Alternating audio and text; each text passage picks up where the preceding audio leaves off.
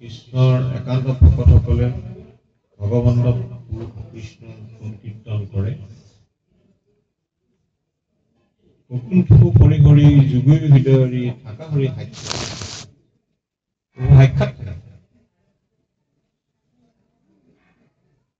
সাক্ষাৎ বুলি কওঁতে প্ৰায় আমি এটা কথা কওঁ, প্ৰভুৱে কোৱা কথা যে সাক্ষাৎ বুলিলে কি বুজত কণ্ঠলগ্ন বস্তু যেন সাক্ষাৎ। এডাল মণি পিন্ধি আছো, মালা এডাল পিন্ধি আছো, মণিখিনি মই লগ কৰিব বিচাৰিছো, চাব বিচাৰিছো। মোক কিমান সময় লাগিব মণিখিনি চাব? মণিখিনি চাবলৈ মোৰ বেছি সময় নালাগে, মই পটকে চাব পাৰোঁ। এই ভগৱন্ত পুৰুষক জাষ্ট স্মৰণ কৰাৰ লগে লগে প্ৰভু সাক্ষাৎ। কণ্ঠলগ্ন বস্তু যেন সাক্ষাৎ, যে এই ভগৱন্ত পুৰুষক যিসকলে একান্ত মনে গুণ কীৰ্তন কৰি থাকে, নাম কীৰ্তন কৰি থাকে, প্ৰভুৰ নাম হৃদয়ত অনবৰত থাকে, প্ৰভুৰ আদৰ্শ পালন কৰি থাকে।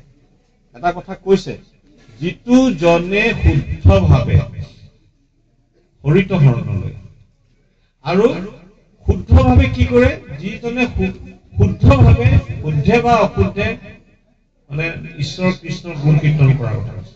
আকৌ এটা কথা কৈছে, শুদ্ধভাৱে নাম ললে তেওঁ অতি সহজে পায়।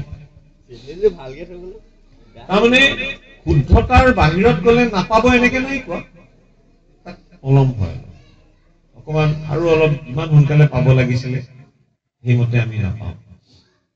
আমাৰ ভকতৰ কৰ্মভাগী মানে ভকতৰ চিন্তাধাৰা, ভকতৰ ভক্তি ব্যৱস্থাটো কেনেকুৱা ধৰণৰ এবাৰ প্ৰভুৱে কৈছিলে এটা কথা, যে এবাৰ ৰজাই ঘোষণা কৰিলে যে এই জেগা এডোখৰ দি দিছে, এই জেগাৰ পৰা ৰাজ সিংহাসনলৈকে যোনে এঘণ্টাৰ ভিতৰত আহি পেলাই সিংহাসনত বহিব পাৰিব, তেওঁকে ৰজা ঘোষণা কৰা হয়। আৰু সেই দূৰত্বটো মাত্ৰ 20 বা 25 মিনিটৰ দূৰত্ব, খোজকাঢ়ি গলে লাহে লাহে গলেও আধা ঘণ্টা, কিন্তু ৰজাই দিছে 1 ঘণ্টা। আৰু কৈ দিছে যে ইয়াত যোনে এঘণ্টাৰ ভিতৰত বহিবহি পাৰিব, তেতিয়া তেওঁ ৰজা হ'ল। দিন নিৰ্দিষ্ট দিনত কাৰ্যসূচী আৰম্ভ হৈ গল। প্ৰথমে এজন খেতিয়ক এজন গল, গৈ খুব মনত, মই প্ৰথমে সুবিধা পাইছো যেতিয়া, কৃষকক সুবিধা দিছে ৰজাই, মই সুবিধা পাইছো যেতিয়া মই ৰজা হলো আৰু মনটো ভাবি লৈছো। কাৰণ 1 ঘণ্টা বাট সময় দিছে, এইডোখৰ পৰা এইডোখৰলৈকেতো মই যেতিয়া খোজকাঢ়ি 20 মিনিটত পাই যাম। কৃষকজন গৈ আছে, যে দেখিলে খেতিয়ক কিছুমানে এনে মানে যুৱলিখন উল্টাকে লৈ, নাঙলডাল কোনোবা এফালে লৈ খেতি কৰি আছে, উল্টা পুল্টাকে খেতি কৰি আছে। কিছুমান মই দিওঁতেও গণ্ডগোলকে কৰি আছে, ভুল ৰুওঁতেও গণ্ডগোল কৰি আছে। কৃষকজনে এই দৃশ্যটো দেখি তেওঁ খং উঠিল, মই ৰজা হম কাইলে, মোৰ ৰাজ্যত এই খেতিয়ক বিলাকে এনেকে খেতি কৰিব, কি অৱস্থা হ'ব। এই বুলি কৈ খেতিয়ককেইটাক মাতিলে, আহাচোন, তোমালোকে এনেকে কেলে হাল পাইছা, যুৱলিখন এনেকে কেলে লৈছা, মৰণা মাৰোতে এইটো কেলে কৰিছা, এই গোটেইখিনি বুজাবলৈ ইটোৱে প্ৰশ্ন কৰোতে কৰোতে 2 ঘণ্টা পাৰ হৈ গল। আৰু নিৰ্দিষ্ট সৈনিক আহি পেলাই বাঢ়ি গল। খেতিয়কজনে নোৱাৰিলে আৰু। তাৰ পাছতে এগৰাকী, মই চমুকে কৈছো, এগৰাকী মহিলাগৰাকীয়ে ভাবি লৈছে মইতো ৰাণী হম আৰু মোক এবাৰ সুযোগ আহিলে। বহু কেইজনক দিয়াৰ পিছত এগৰাকী মহিলা আহিল। মহিলাগৰাকী গল আৰু গৈ আছে, এইবিলাক পাৰ হৈ গৈ আছে। এনেতে দেখিলে, মই পালোৱে, সিংহাসন দেখিছে আৰু দেখিলে যে ইমান চিঞৰি আছে, আহক আহক, ইমান ধুনীয়া অলংকাৰ, অলংকাৰ, বিভিন্ন প্ৰসাধনৰ বস্তু আছে, কাপোৰ কানি আছে। এতিয়া মহিলাগৰাকীয়ে ভাবিলে মইতো ৰজা হলে 5 মিনিট আছে, আৰু 5 মিনিট বাদ, মোৰ হাতত 45 মিনিটৰ ওপৰত সময় আছে, গতিকে মই সিংহাসনত বহাৰ আগতে ভাল কাপোৰ এযোৰ পিন্ধি যাওঁ, অলংকাৰ পিন্ধি যাওঁ, পামেই 5 মিনিট আছে। এইবিলাকে অলংকাৰ চালে ইটোতকৈ ধুনীয়া দেখায়, সিটোতকৈ ধুনীয়া দেখায়, এনে দেখুৱাই গৈ আছে, কাপোৰ ধুনীয়া দেখুৱাই গৈছে। কাপোৰ চাওঁতে 2 ঘণ্টা 3 ঘণ্টা পাৰ হৈ গল মহিলাগৰাকী, তাতো তেওঁ সেই সময় পাৰ হৈ গল, তেওঁকো উলিয়াই দিলে। তাৰপিছতে এজন বেদজ্ঞ পণ্ডিত গল, এজন দীঘল দাড়ি আৰু একদম বেদৰ পণ্ডিত। তেওঁ পণ্ডিতজন যেতিয়া গল, চব পাৰ হৈ গৈ আহিছে, এইবিলাক একো গুৰুত্ব নাই আৰু তেওঁ সন্ন্যাস। আহি গৈ গৈ দেখিলে যে এজনে শ্লোক গাই আছে, একদম বেদৰ ভুলকে ব্যাখ্যা কৰি আছে, বেদৰ ভুল মন্ত্ৰ মাতি আছে, শ্লোক ভুলকে গাই আছে। সেইজনে ভাবিলে ঋষিজনে, মোৰ ৰাজ্যসমূহ ৰজা হৈবলৈ গৈ আছো, ৰাজ্যত অমংগল হব, কাৰণ এওঁলোকে ভুল মন্ত্ৰ মাতিছে, ভুলকে বেদৰ ব্যাখ্যা কৰিছে, অধৰ্মী হব গোটেই ৰজা।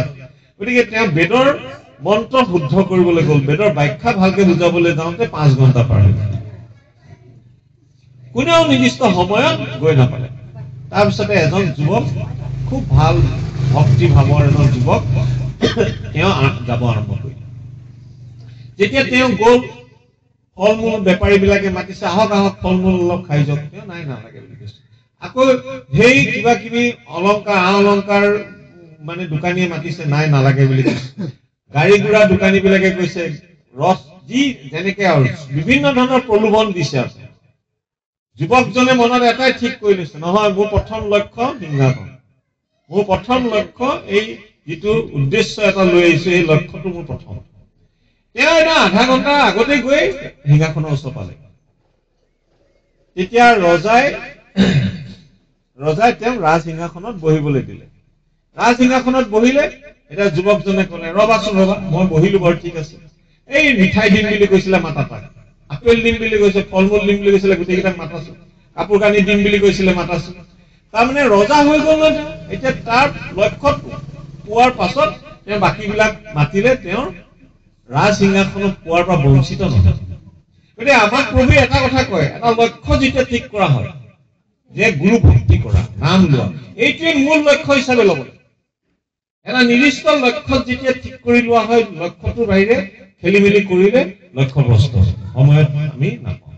জীৱনটো কেইটা দিন থাকে, কোনো কেতিয়া কি হয় একো ঠিক নাই, কোনে কি হয় একো ঠিক নাই। কৈছে না, মানে ঘাটে বাটে কৈতো মিলিব মৰণ, ক'বই নোৱাৰে। ভাষণ দি থাকোতে মানুহ মৰিছে, এই টিভিত নিউজ বাতৰি পঢ়ি থাকোতে মানুহ মৰিছে, ক'ব নোৱাৰে। এটা ৰাতি শুই আছে, মৰিছে। গতিকে ইমানখিনি আমি মানে ব্যস্ত হৈ আছো আমাৰ সংসাৰৰ এইখিনি মায়া চক্ৰত। ব্যস্ততাৰ মাজত আমি যদি লক্ষ্যটো পাহৰি যাওঁ, তেতিয়াহ'লে কি হ'ব, কোন মুহূৰ্তত আমাৰ কালে আহি পেলাই ধৰিলে আমাৰ জীৱনৰ উদ্দেশ্যৰ পৰা আমি বঞ্চিত। আমাৰ সেইকাৰণে লক্ষ্যটো কি, আমাৰ জীৱনটো সফল কৰিব লাগে, জীৱন সাৰ্থক কৰিব লাগে। এই সুযোগ পাইছো জীৱন, আৰু তাতোতকৈ ডাঙৰ কথা, সৎগুৰু পাইছো। সৎগুৰু পোৱাৰ পাছত নাম পাইছো, নাম পোৱাৰ পাছত আমি যদি বিষয় কৰ্মতে লিপ্ত হৈ আমি গোটেই জীৱনটো বৰবাদ কৰি দিওঁ, আনন্দ আমি। সেইকাৰণে মহাপুৰুষ মাধৱদেৱে বৰ সুন্দৰ কথা এটা লিখিছে, যে মৃগ এটাই পানী পিয়া লাগিছে, পানী বিচাৰি বিচাৰি গৈ আছে, দূৰত দেখিছে বালি চন্দাখিনি, সেইখিনিকে পানী বুলি জিলিকি আছে, সেইখিনিকে পানী বুলি পানী খাবলৈ গৈছে। যেতিয়া ওচৰত গৈ দেখে, নহয় এইখিনি পানী নহয়, এইখিনি বালি চন্দাহে, মই যিখিনি পানী দেখিছিলো সেই আঁতৰতহে আছে। আকৌ আঁতৰত জিলিকি আছে, আকৌ তালৈ যায়, তাতো গৈ নাপায়গে, আকৌ গৈ থাকে। তেওঁ পানী পোৱাৰ পৰা সদায় মানে সফলে নহয়। গতিকে আমি কি কৰিছো, আমাৰ সংসাৰখনত আমাৰ তৃপ্তিৰ কাৰণে, মনৰ শান্তিৰ কাৰণে, ইয়াতে শান্তি আছে বুলি এইটো কৰিলে মই শান্তি পাম, এইটো কৰিলে মই আনন্দ পাম, আমি তাত প্ৰকৃত শান্তিটো কথা ভাবি থাকো নাই। তাৰ ওচৰলৈ যেতিয়া গ'লো, মই ঘৰ কৰিলো, এই কথা ইয়াতো শান্তি নাই, গাড়ী এখন ললো, নাই তাতো শান্তি নাই, সংসাৰ কৰিলো, তাতো শান্তি নাই। এই প্ৰকৃত শান্তিটো তাৰমানে পাৰ্মানেণ্ট যিটো পিচ, সেই বস্তুটো আমাৰ তাত নাই। বৈষয়িক সুখটো খন্তেকীয়া থাকিব আমাৰ, সেইটো বেলেগ কথা। এতিয়া যিসকলে আকৌ তাত মজি নাযায়, তাত এইটো কি বুলি ভাবিব, প্ৰভু তুমি কি দয়া কৰিলা, মোক ঘৰ ভাগি তুমি কৰি দিলা। কাটাডাল কিন্তু মনৰূপী কাটাডাল প্ৰভু তাত, মনৰূপী কাটাডাল তেওঁ যিটো চাকচেছ হৈছে, মোক এই ঘৰ গাড়ী এখন দিলা প্ৰভু, দয়া কৰি তুমি যে মোক ইমান কৃপা কৰিছা, এই গাড়ীখন ল'বলৈ তুমি সামৰ্থ্যৱান কৰি পেলালা, হ'ব দিয়া তুমি। এই গাড়ীখন কাইলৈ হেৰালেও তেওঁ ভূক্ষেপ নাই, এই প্ৰভু তোমাৰ মানে আপোনাৰ প্ৰাপ্তি, আৰু যেতিয়া আপোনাৰ হেৰাইও যায়, সেইজনে প্ৰকৃত স্থিত পক্ষ। গতিকে তেনে ভকত আমাৰ ইয়াত সমবেত, আৰু সেই ভকত যেতিয়া থাকে পৰম আনন্দ হৈ থাকে, আৰু খুব আনন্দ মনত থাকিব লাগে। প্ৰভুৱে কৈছে খুব ভক্তি কৰিব লাগে, আনন্দত থাকিব লাগে, যেনেকুৱা পৰিস্থিতি নহওক, যিকোনো পৰিস্থিতি নহওক প্ৰভুৰ ওচৰত ভক্তি কৰি থাকিব লাগে। এই পৰিস্থিতি লাহে লাহে লাহে লাহে আপোনাৰ আজি এটা ঘটনা দিলে, কাইলৈ আকৌ এটা ঘটনা, আপুনি অভ্যাস হৈ গ'ল প্ৰভুৰ কৃপাৰ বলত। কাইলৈ আপোনাৰ যেনেকৈ দুৰ্যোগ নহওক কিয় আপুনি একদম স্থিতপজ্ঞ স্থিৰ হৈ থাকিব পাৰে, মন বিচলিত নহয়। মন ৰূপী কাটাডাল অনবৰত প্ৰভুৰ চৰণত যেতিয়া নিমগ্ন হৈ থাকিব, তেতিয়া আপুনি সেই বিপৰ্যয়লৈ কেতিয়াও গুচি নাযায়। আৰু ভকত তেনেকুৱাই, ভকতৰ সেইকাৰণে যিমান ঘাত প্ৰতিঘাত আহিছে, কিমান আমাৰ পুৰণা পুৰণা ভকত ইয়াত আছে, কিমানখিনি সংগ্ৰাম কৰি কৰি আজি তাৰিখলৈকে প্ৰভুৰ ভক্তিৰ একদম অলৰচ, একদম নিষ্ঠাবান হৈ আছে। আৰু কিছুমান আহে, কিছুমান গুচি যায়। এবাৰ কি হ'ল, মানে যদিও কথাখিনি অলপ অলৌকিক, আমাৰ এবাৰ প্ৰভুৱে ক্ৰম দিছিলে।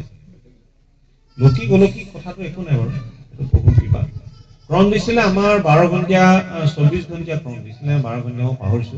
মই ক্ৰম ভাগি কৰিছিলো লখিমপুৰ আশ্ৰম। লখিমপুৰ আশ্ৰমত ক্ৰম কৰি আছো। 12 ঘণ্টা ক্ৰম হলে আমাৰ কি হয়, টোপনিও ধৰে। টোপনি ধৰিলে আৰু মোৰ অলপ চিলমিলকে মই গম পাইছো। তাৰপিছত আৰু প্ৰভুৱে দেখা দিছে, প্ৰভুৱে দেখা দি এটা ঘটনা ক'লে।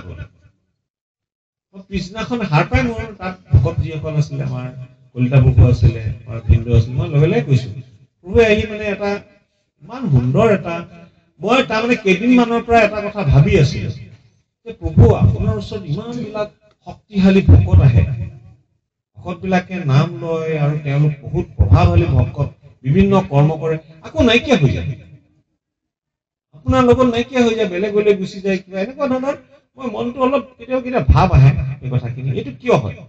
তোমাৰ কৃপাতেইটো আছে, তোমাৰ লগতেই থাকে। এই কথাখিনি ভাবোতে প্ৰভুৱে সেইদিনাখন একদম আহি এটা কথা ইমান সুন্দৰ উদাহৰণ দি প্ৰভুৱে বুজাইছে। প্ৰভুৱে কৈছিলে যে এটা ঘৰ বা এখন দলং বা এটা ডাঙৰ ফ্লেট এটা বনাব বিচাৰিছে ইঞ্জিনিয়াৰজনে, কি কৰে? প্ৰথমে এই মাটি জোখ মাখ কৰে, হয়নে? জোখ মাখ কৰিব, জোখ মাখ কৰাৰ পাছত গাঁত খান্দিব, গাঁত খন্দাৰ পাছত তাত খুটা চুটা তুলিব, হয়নে? খুটা চুটা তুলি তাৰপিছতে তাত ইটা গাঁঠিব, ইটা গাঁঠি শেষ হ'ল আৰু প্লাষ্টাৰ কৰি হৈ গ'ল আৰু সিহঁতি গুচি গ'ল। তাৰপিছতে কোন আহিব? দৰ্জা চৰ্জা কাঠ মিস্ত্ৰী কেইটা আহিব, কাঠ মিস্ত্ৰী খিনি আহিলে, কাঠ মিস্ত্ৰী কাম খিনি কৰিলে, কাঠ মিস্ত্ৰী কাম কৰি শেষ হৈ গ'ল, তেওঁ গুচি গ'ল। তেওঁ ৰঙৰ মিস্ত্ৰী আহিলে, ৰঙৰ মিস্ত্ৰী আহিলে ৰং কৰিব, তাৰপৰা ইলেক্ট্ৰিকেলৰ মানুহ আহিব। তাৰমানে যেতিয়া ঘৰটো বনাওতে যিটো সময়ত যিটো মিস্ত্ৰীৰ আৱশ্যক, সেই মিস্ত্ৰীটোকে আপুনি বা ইঞ্জিনিয়াৰজনে আনিব, বা ফ্লেটটো বনাওতে, দলংখন বনাওতে যেনেকে হওক, সেই কামখিনি আপুনি সময় সাপেক্ষে যিটো প্ৰয়োজন সেইমতে আনিব, আৰু তাৰপিছত তেওঁলোক চাইড হৈ গুচি যায়। সেইবুলি ঘৰটো বনোৱাত তেওঁলোকৰ কন্ট্ৰিবিউশ্যন নাই এনেকুৱা নহয়। এতিয়া কথা হ'ল কি, এই সময়ছোৱাত প্ৰভুৱে এটা কথা কৈছিলে, এই সময়ছোৱাত কিন্তু কেইজনমান বিশেষ মানুহ থাকি যায়, যি মহৰী, যিয়ে ঘৰ গোটেই মানে চোৱা চিতা কৰে, যোনে হিচাপ নিকাচ আৰম্ভণিৰ পৰা কৰিছে, এনে 4-5জন বিশেষ ব্যক্তি কিন্তু এটা শেষলৈকে থাকে। এতিয়া প্ৰভুৰ ওচৰত প্ৰভুৱে যিটো উদ্দেশ্যলৈ আহিছে, ইয়াত যিটো ঘৰ বনাবৰ কাৰণে আহিছে, আধ্যাত্মিক ঘৰ, তাৰ কাৰণে যেতিয়া যিজনৰ প্ৰয়োজন সেইমতে আনে, আকৌ বেলেগ এজনৰ এই সময়ত প্ৰয়োজন সেইজন আহে।